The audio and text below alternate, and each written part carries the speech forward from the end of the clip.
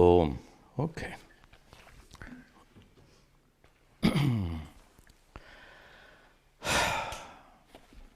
Om Sahana Vavatu Sahanau Bhunaktu Sahavidyan Karava Vahai Tejasvinavadhitamastu ma vidvisha Vahai.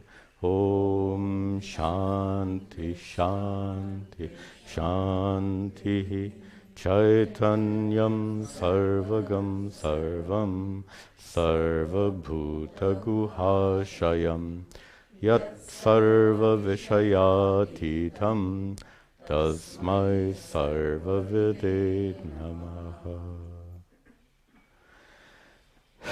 Om. Very good. Nice to see you all. Welcome also to the students attending this class online. We continue with our study of chapter 18.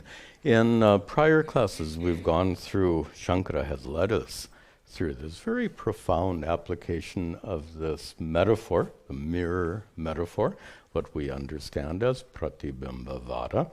And now, having concluded his use of the metaphor, he's shifted now to showing us the phala. And this is a very important shift in any Vedantic text. You can't just talk about the tools that you're using. Vedanta is a tool, is it not? We call it a prakriya, a method to lead you to discover your true nature, and with that discovery put an end to suffering. So we've said on so many occasions how Vedanta is not a philosophy at all, and to call it a philosophy is to miss the boat entirely. So it wouldn't be unfair to call Vedanta a tool. Suppose you had a set of carpentry tools, but had no idea what a house looked like. Could you build a house? So to talk about the phala, the results, the fruits of these teachings, is very important. We started that with the at the end of the prior class. We'll continue with that today. Let's turn this on, and oh, that didn't go. Let's get that. There we go. Okay. All right.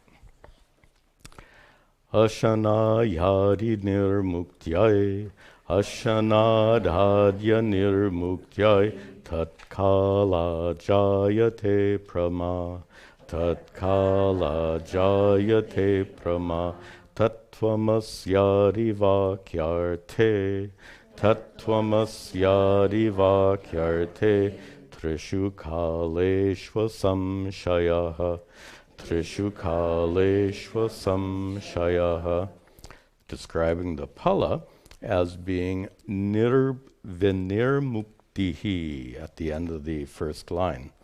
Mukti, liberation, and again, whenever we use a term mukti or moksha, it's not merely freedom from rebirth. That's such a narrow view. It includes freedom now, freedom from suffering now. So vinirmuktyai, to gain this complete freedom, freedom from what? And so is Shankara going to say freedom from rebirth here? No way. He says ashanadyadi. Ashanaya is hunger. To become free from hunger and thirst, and these are used as metaphors, really, to describe all forms of suffering. By the way, Shankara's use of words here is a little bit casual. If he says, for the sake of free, you can guess where this is going. Do you think an enlightened person never gets hungry? That's what Shankara is using as an example here. So what is the difference? An enlightened person doesn't... How do you feel when you get really hungry? You get kind of irritable and and like that. So that's a difference. The enlightened person absolutely feels a sensation of emptiness and hunger, but doesn't feel that irritation that usually accompanies it. So just to understand this a little bit more clearly. So that complete freedom from suffering, and that's really his point here. It's nothing to do with hunger. It's everything to do with suffering. That complete freedom from suffer takes place how? Tat kala prama jayate. Takes place when prama jayate. Prama, knowledge. And not any kind of knowledge. Knowledge specifically, and this is a place where many people misunderstand Vedanta. Knowledge here is not information, as it usually is. Here, prama, knowledge means the personal discovery of your true nature as sat-chit-ananda atma. Not knowledge about atma, but rather the discovery that you are that unchanging consciousness. That's prama here. So that prama, jayate, arises, and then for the freeing you from suffering, and that freedom from suffering comes tat kala, at the time of knowledge. And we have to take that one step further, at the time of listening. That is, you make that discovery while you are engaged with the teachings of Vedanta. It need not literally mean while you're sitting in class, except it usually means at the time of sitting in class, because that's when it's most powerful. But if you're thinking about what was taught in class afterwards, that's also very, very possible. And notice I said this is not gaining information, which means, and this, I don't know if you've thought about that. You've heard me say many times that the main practice of Advaita Vedanta is self-inquiry. When does that self-inquiry take place in your practice of Advaita Vedanta? All the time, meaning now during class. In fact, I would argue that if you're not engaged in a practice of self-inquiry right now, you're wasting your time. You're coming here as a kind of a hobby. And by the way, that happens more often than you think. I know a great number of students who seem to treat Advaita Vedanta as an intellectually fascinating hobby. It happens. And, they can enjoy the hobby, but that's never, you'll never find enlightenment. You'll never gain freedom from suffering with that kind of approach. So they're not engaged, such people are not engaged in the practice of self-inquiry. You are, and the idea is that self-inquiry goes on during the class, which means the discovery of your true nature as sat-chit-ananda takes place when? Usually during the class. And it's interesting to kind of look over our shoulders at topics we've already discussed. Does it mean that enlightenment takes place in samadhi? In samadhi, your mind is resolved. Your mind is not available. Look at this. Your mind is not available for self-inquiry during samadhi. That's a fact. Your mind is not capable of engaging in self-inquiry during samadhi. I'm not saying samadhi isn't important and valuable, but I'm just saying that the discovery of your true nature as sat-chit-ananda atma doesn't take place during that state of samadhi. Your mind is not capable of self-inquiry, the recognition, atma-sakshatkara, the recognition of your true nature. You may abide as sat-chit-ananda atma, but where's the recognition? That's the key. There's that so-called veil of ignorance, which has to be removed. That veil of ignorance is removed through recognition, through discovery, through prama, as Shankaracharya says here. So, takes place at the time of listening, not during samadhi. And remember, we had a topic several months ago, prasankhya. This was the contention of Mandana Mishra, that you have to go on repeating aham brahmasmi, aham brahmasmi, aham brahmasmi, and eventually you'll get it. And we discussed that at great length. I'm not going to return to that topic. You can always go back and look at the old recordings on this. But does it mean that how many times do you have to think aham brahmasmi until you finally get it?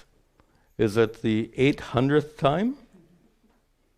And if after having said it 800 times, you're not yet enlightened, then it's obviously 801. Of course, then it's 802 and 800, and you get the point. So at the time of listening is another way of understanding this prasankhyanavada of Mandana Mishra that we discussed some months ago is not valid at all. So at the time of listening, you're engaged in a process of self-inquiry. The words of the scripture and the guru lead you to recognize I am the consciousness that we've been talking about for the last, how long have we been here? 24 years? Going on 25 years. All right, our 25th anniversary is coming up. Okay, then continuing. Tattvamasyadi vakyarte. This knowledge arises when the vakya artha, when the meaning of the statement, vakya here means what? Mahavakya, tattvamasyadi, like tattvamasi. When the meaning of tattvamasi, you are that, or put it in first person, I am that. When that meaning arises, and that meaning trishu kaleshu asamshayaha, that meaning is asamshayaha, or rather you are asamshayaha. You have no doubts with regard to the meaning of tattvamasi. You have no doubts trishu kaleshu, in the past, present, in the three times, in the past, present, and future, that it means that all of your past doubts have been resolved. All of your present doubts have been resolved, and the possibility of any future doubts has already been mitigated. That's possible, by the way. When you remove the basic, it's a very heavy logical topic, we won't go further, but just the fact that Shankara mentions it here shows that yes, it is possible to have knowledge which is impervious even to future doubts. We won't go into the technicalities of that here.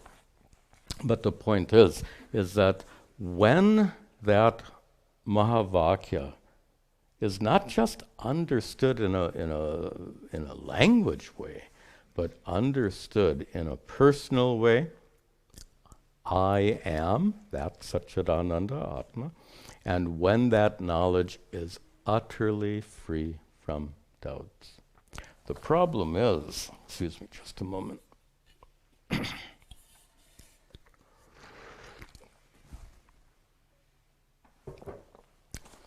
The problem is when that goes on in class, you are guided by these teachings to recognize, yes, my consciousness, the consciousness which is my essential nature, is unborn, uncreated, boundaryless, utterly unaffected by anything and everything. Generally, when that arises, at the time of listening during class, it's not doubt-free.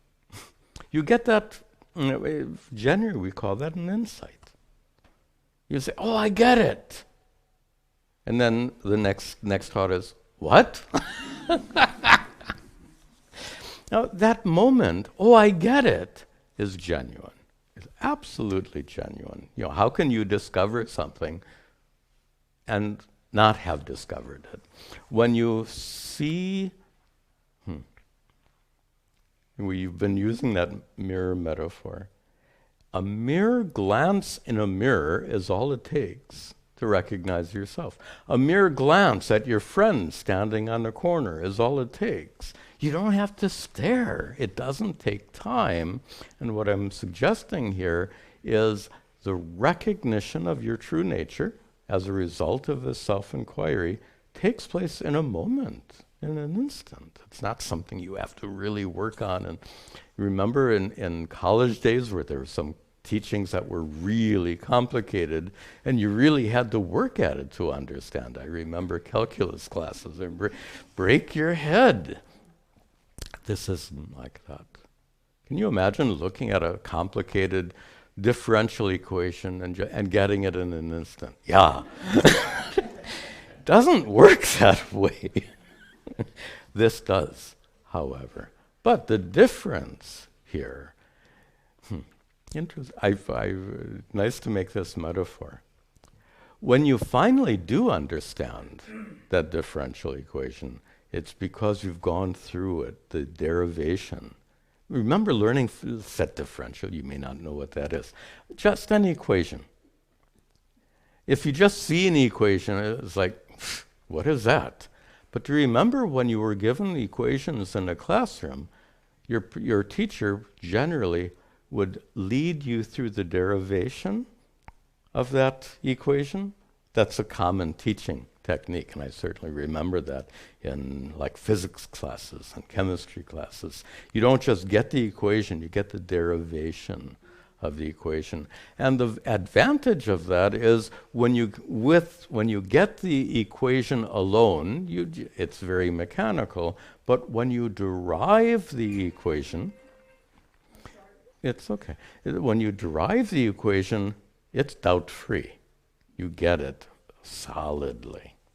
And this is very different from Vedanta. We're not deriving anything here.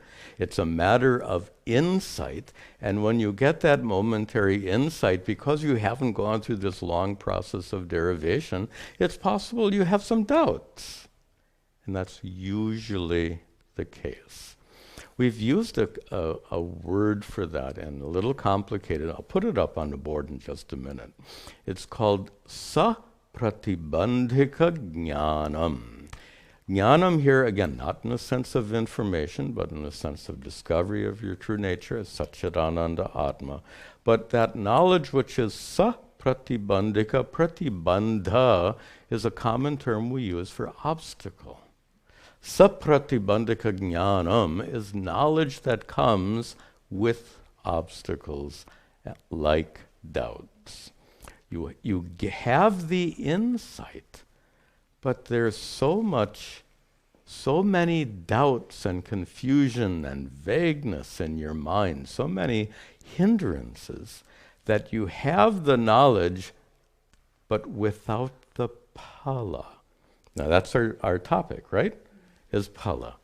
So it's possible to have discovered your true nature and still suffer. Why? Sapratibandhika jnanam. Those doubts and vagueness have to be removed. And that's our next topic. So we will move on to that right now. Pratibandha vihinatvat, pratibandha vihinatvat, swayam chanubhavatmanaha, swayam chanubhavatmanaha, jayetaiva pramatatra, jayetaiva pramatatra, swatman yeva na samshayaha, swatman yeva samshayaha. Start in the third line. Tatra, In that situation, pramajayeta eva. In that situation, one prama, this self-discovery is a nice way of putting it, although prama literally means knowledge, but self-discovery is a sense. When that self-discovery, jayeta, happens to arise, in eva, indeed, tatra, in that situation. In what situation? Depending on whether that knowledge arises with pratibandhas or without pratibandhas. Makes a huge difference, the difference between insight and abiding wisdom. So almost every student of Vedanta, myself included, we go through a process. Let me preface my comment with this. It's so common to have this false notion that enlightenment, the light bulb blinks on and suddenly you are enlightened and all your problems have disappeared. And this is just such an unrealistic and false notion.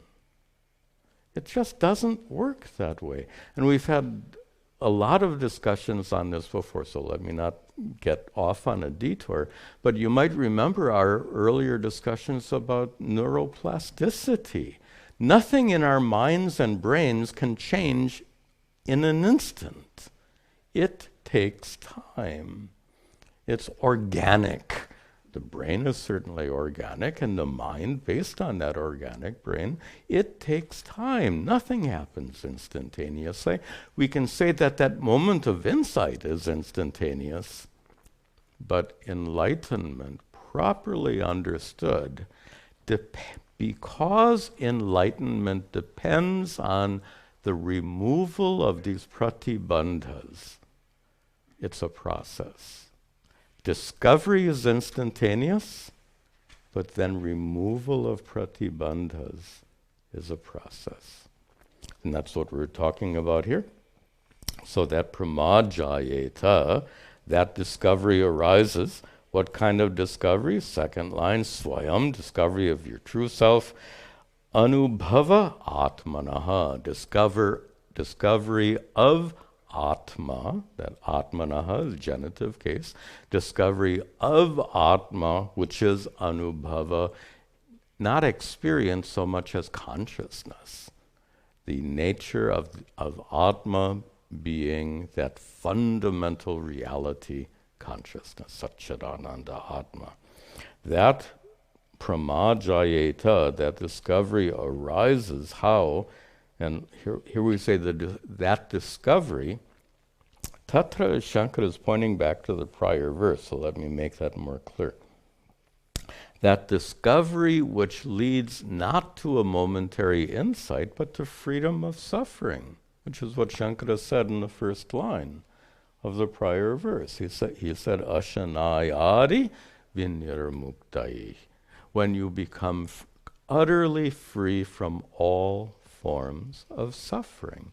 So here tatra means the arising of prama, which bears fruit as complete freedom from suffering.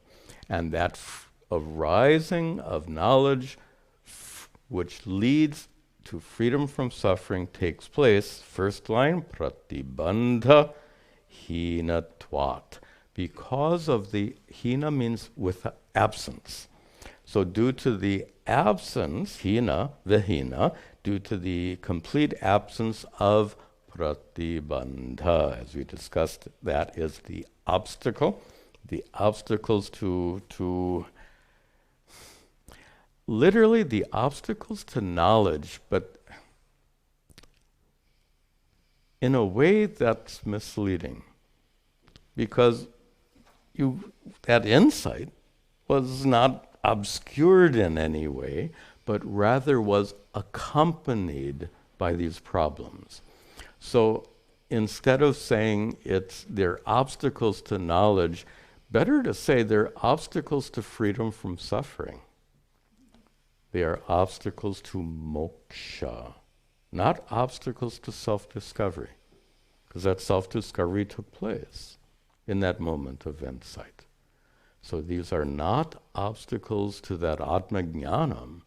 They are knowledge, they are obstacles to moksha, they are obstacles to freedom from suffering. And what are those obstacles? We had this discussion long ago, but I'd like to go to the board and go through this again. Remember three, I don't know, it's maybe a year ago we had this discussion. This text has been going on for a long time. So we've had a discussion before. Get rid of that. Okay. We've had this discussion before that these obstacles fall into three categories. So let's review that. And this is a very important topic. So again, that fancy word, let me make sure we're on the board. Okay. Pratibandhika jnanam. So that knowledge which is accompanied by pratibandhas, by obstacles, and those obstacles fall into three categories. You may or may not remember this topic. Yeah, good. So the first category we'll call is pramana.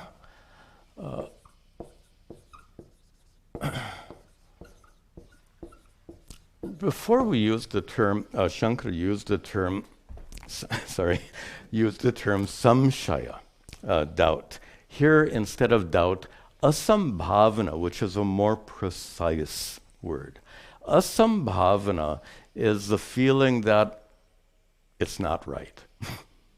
It's a way of expressing a doubt, but a more precise way of expressing a doubt. What kind of doubt? This is not possible. This is not correct. That's what the word asambhavana. Literally, I got one dictionary meaning might be impossibility, but that's not an appropriate definition right here, but rather the feeling or the conclusion that this is not correct. And what is not correct? Pramana. What is the pramana? Vedanta in general and Mahavakya in particular. So the Mahavakya is what makes you enlightened. But you get it, tatvamasi, and you get it, and then you say, what? So, what? How can I be that? That's pramana asambhavana. Scripture says tatvamasi, and you say, yeah, but. How very common American English. Yeah, but. So that is pramana asambhavana. Remember, pramana is a means of knowledge, and it's referring to Vedanta in general, but specifically referring to the Mahavakya. The second of these three categories is prameya asambhavana.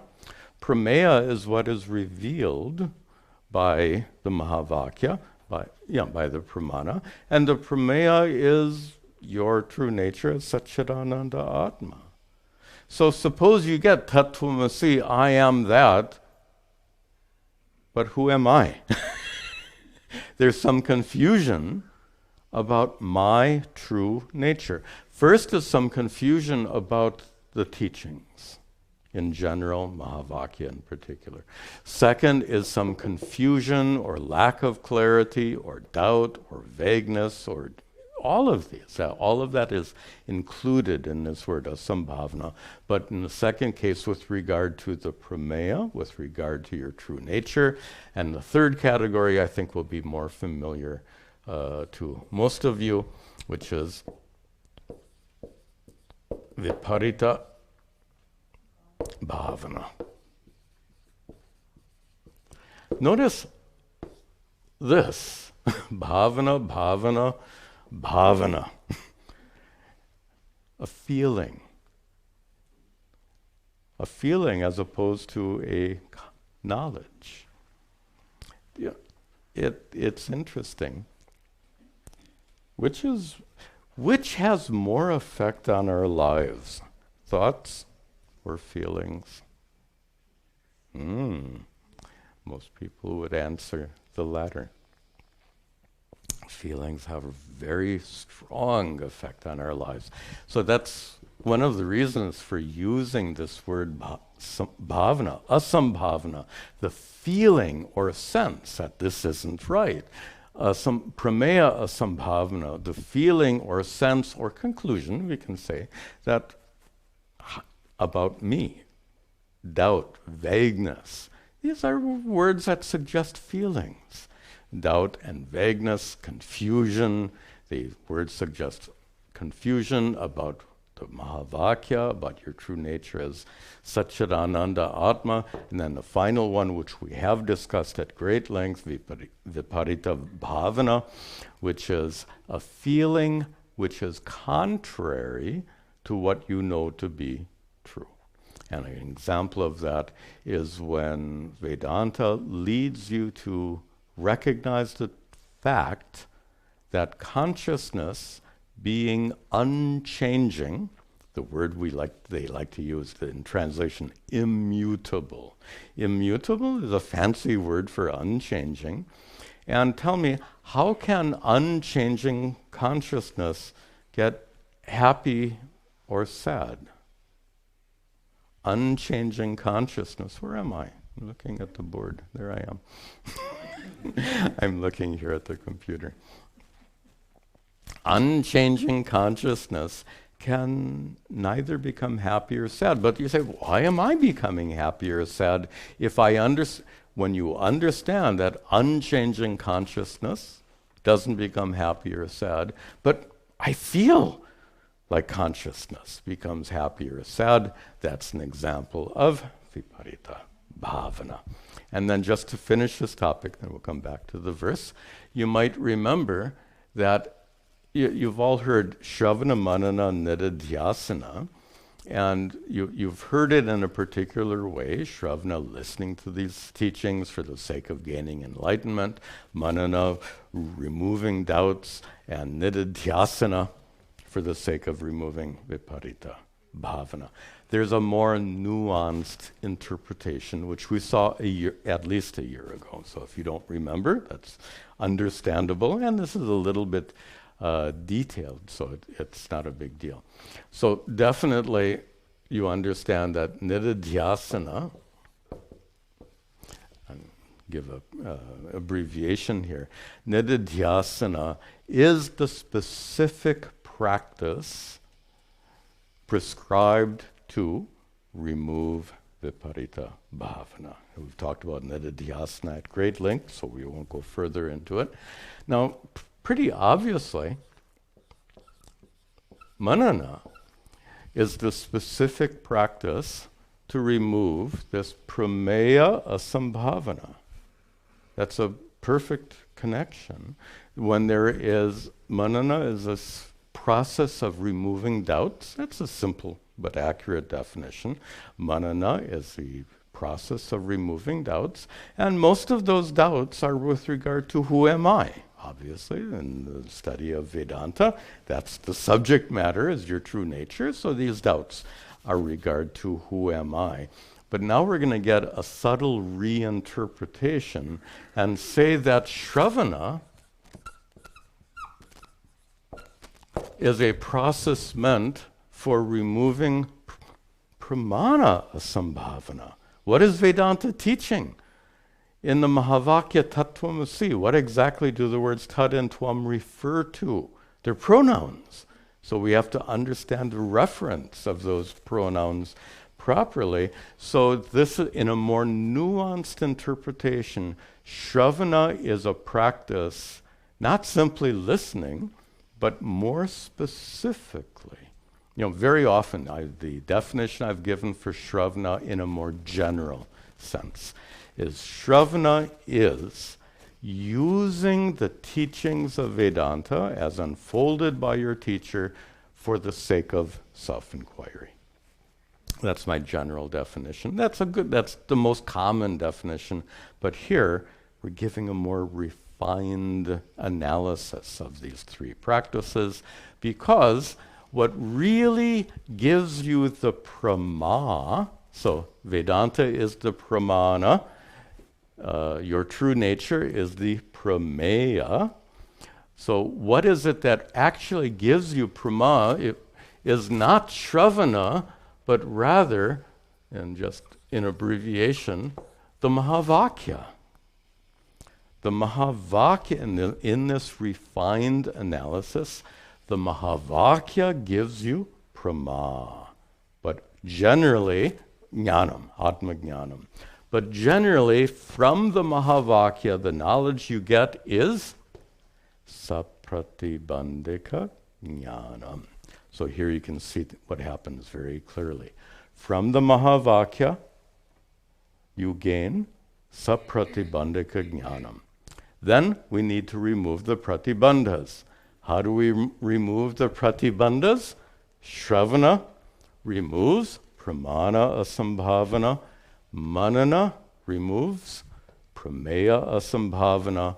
And finally, nididhyasana removes viparita bhavana. So this is the more refined way of understanding the relationship of these three main practices of Advaita Vedanta. So we go back here, and we need the verse, good. So, and that's what Shankara is talking about here. He says, Tatra, there, just to review, let me just paraphrase.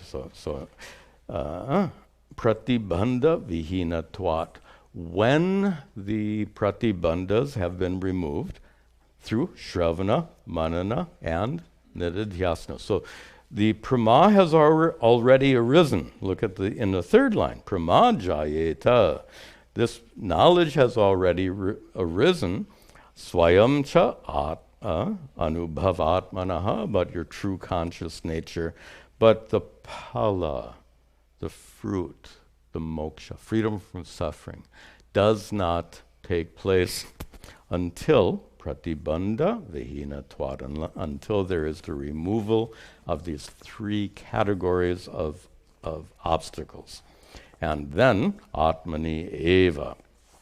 Then with atmani eva, with regard to yourself, there is no more suffering. Na samshayaha, without doubt, there's no suffering. Without these three categories of obstacles, suffering comes to an end.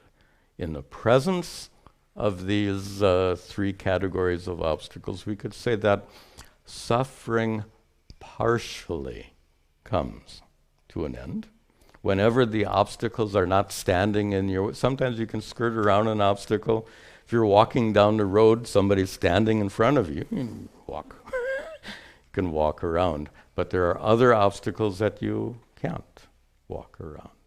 So what I'm suggesting is the obstacles are a little more complex. There are some obstacles you can deal with very easily, other obstacles you can't. But as long as there are obstacles remaining, you are still subject to suffering under certain circumstances. So in the complete absence, that's what Shankara says in this verse, in the complete absence of these obstacles, when the Mahavakya leads you to discover your true nature as sat-chit-ananda Atma, at that moment you become you become free from suffering, as he said in the prior verse. Okay. The topic changes here, but we'll get started on the next topic. Excuse me.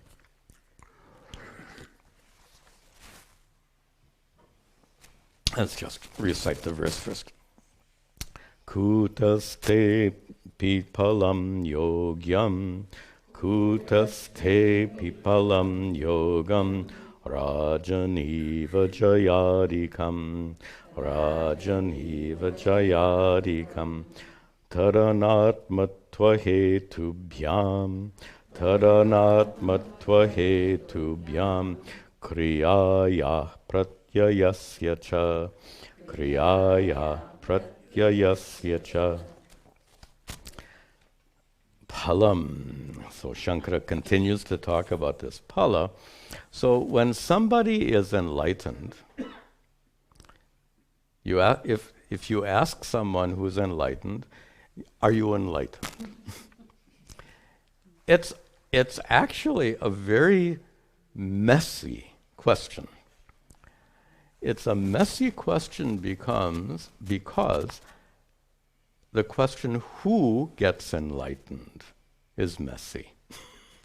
When we've had this discussion, who gets enlightened? Does your body get enlightened? No. Mind? No. Ego? Ego is a thought. Thoughts don't get enlightened. Consciousness? Consciousness was never bound. Who gets enlightened? So look at the problem. Who gets enlightened? When enlightenment takes place, that who goes away. Prior to enlightenment. In fact, you could, I've never thought about it like this. Try this. Before you get enlightened, you can say, who needs enlightenment? That we can answer. Who needs enlightenment? But after enlightenment, if you ask the same question, who needs enlightenment? The answer is no one. Because enlightenment's already, for two reasons. Enlightenment has already taken place. And the second reason is that who has gone away. I'm just pointing out that it's a messy question, and we've discussed this at great length in prior classes, so we won't go further here. But isn't it kind of natural if you ask an enlightened person, are you enlightened? What the reflection of the enlightened person will be like this.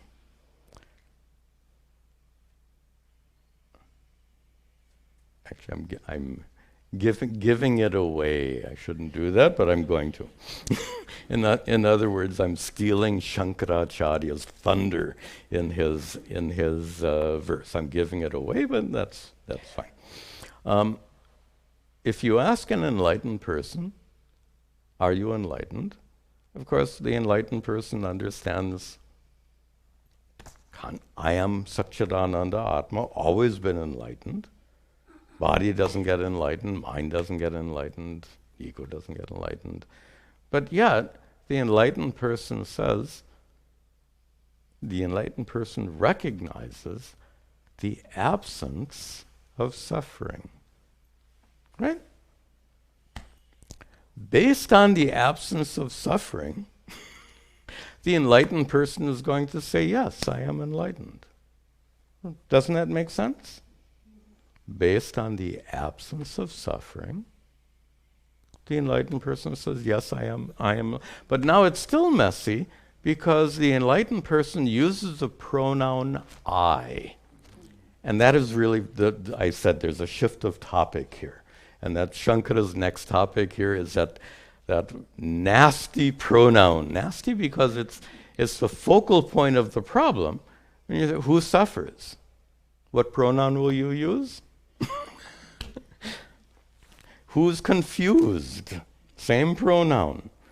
Who is studying Vedanta? That I is really a big deal and needs to be properly understood. And that's what this verse is about. When the enlightened person says, I am enlightened, again, I'm stealing Shankara's thunder. For the enlightened person, that I does not mean body, does not mean mind, does not mean ego. When an enlightened person uses I intentionally, it means sat-chit-ananda Atma. So then how could the enlightened person say, I am sat-chit-ananda Atma, which became enlightened in 2008? That doesn't make any sense whatsoever. And that's what Shankara wants to address here in this verse. Go down to the second half. Tad anatma-tva hetu bhyam. And this, by the way, the Sanskrit here is a mess. It's really difficult, and I looked at several translations. One of them blew it entirely. It's that complicated. And even when you study the commentary, usually after you study the commentary, the verse becomes more clear. But here it's just difficult. Anyway, this is, I think, a very clear understanding of this verse. He says, if you ask that enlightened person, are you enlightened? The enlightened person knows tat. He knows that anatma-tva, enlightenment is not a quality of Atma. Atma does not become enlightened. Remember the logic behind that? Anything that goes through a change can go through another change. That which goes flip can go flop. So if Atma is capable of getting enlightened, then it's capable of getting unenlightened. So huge problem. So this is one reason he gives. So anatma-tva, because enlightenment, and this is all with reference to that word palam in the first line, the fruits of enlightenment, moksha. And he says, anatma-tva, the fruits of enlightenment cannot belong to Atma. Atma doesn't get liberated, nor to hetu. Hetu, and that's a dual ending, anatma and hetu. There are two factors here. And here hetu, which would mean the cause for enlightenment. And the cause, just as enlightenment doesn't belong to Atma, also enlightenment is not the hetu, is not the cause, or we could say caused by. Enlightenment is not caused by kriyayaha, is not caused by actions, nor is enlightenment caused by pratyayasya, by mental activity. So enlightenment is not caused by actions, which means the act of coming to this class or any other class will never, ever make you... True, right? Enlightenment is not a physical deed of coming to a class. That's not going to... We said before, it is the discovery of your true nature as ch18 Atma. You can come to any number of classes without making that discovery. So it's not the act of coming to class, it's not a kriya, it's not an action, a deed, nor is it a pratyaya, a thought.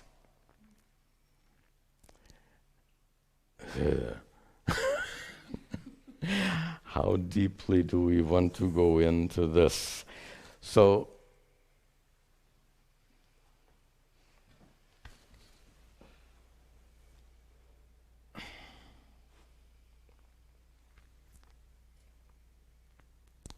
here's a short version, because we're going to spend hours talking about this. The short version is this. And the reason I paused is, wait a minute.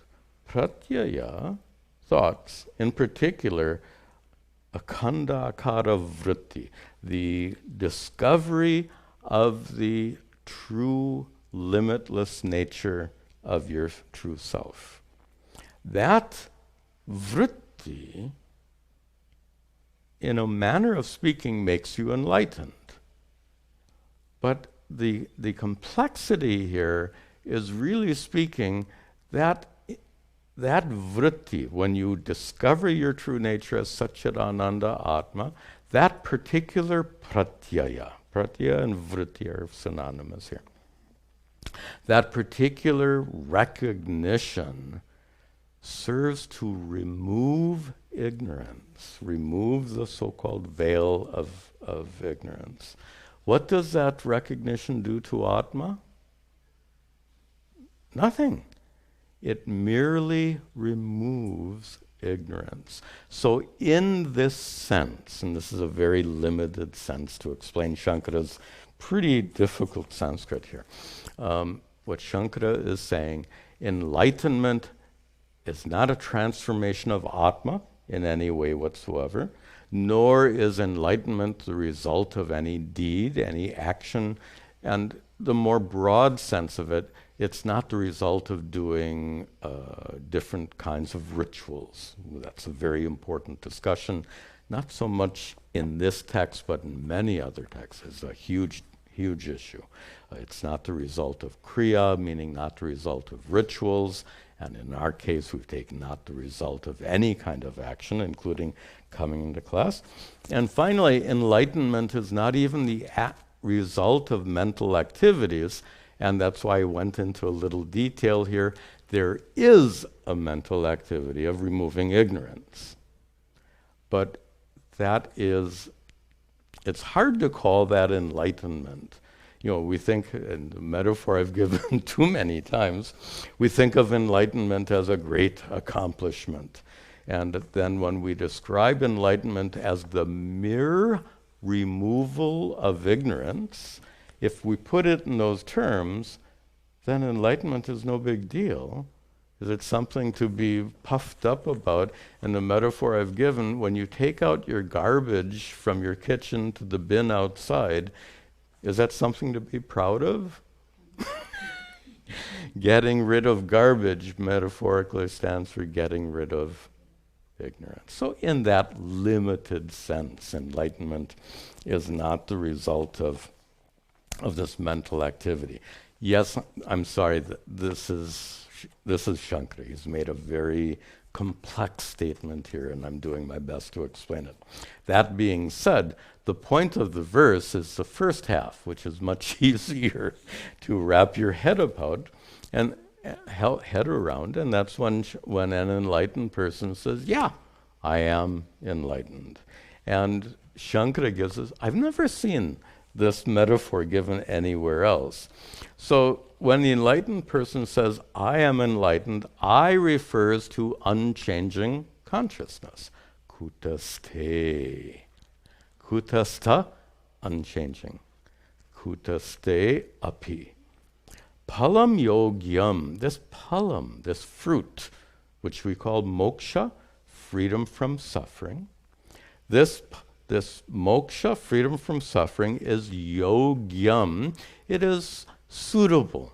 It is a suitable word with regard to kutaste, with regard to unchanging consciousness.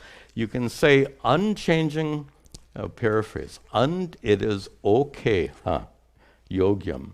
In American English, it's okay. How's that?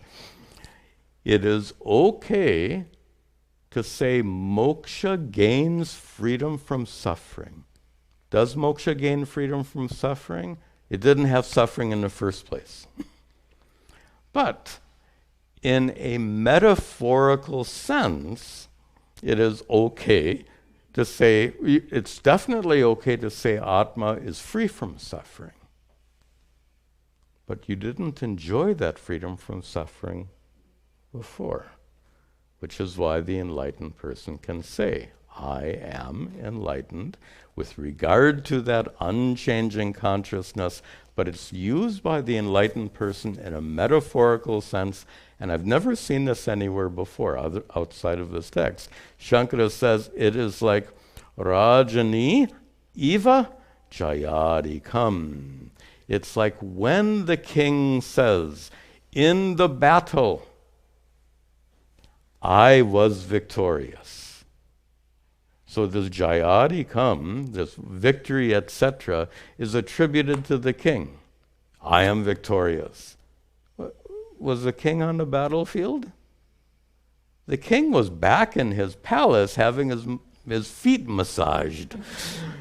Well, all of his warriors were out there suffering terribly, and but yet the king says, I am victorious. It's a metaphorical usage because the king is king. Because the king is the king, he can get away with saying that. I am victorious. And just like the king can get away with saying, I am victorious, the enlightened person can get away with saying, I am enlightened, because it's a metaphorical usage. The king didn't really go out on a battlefield, yet the king says, I won. In the same way, consciousness is unchanging. The enlightened person knows he or she is that consciousness, but just as the king can get away with saying, I won, in the same way the enlightened person can get away with, so to speak, saying, I am enlightened. Okay, there's a little bit about that pronoun I, and the next several verses, Shankara is going to develop that further. We'll see that in our next class. Om sarve bhavantu sukhinaha sarve santu niramayaha sarve bhadrani pashyantu ma kaschid dukkha bhag bhavet asato ma sadgamaya tamaso ma jyotirgamaya mrityor ma amritangamaya. Om shanti shanti shanti. Om Tat Sat.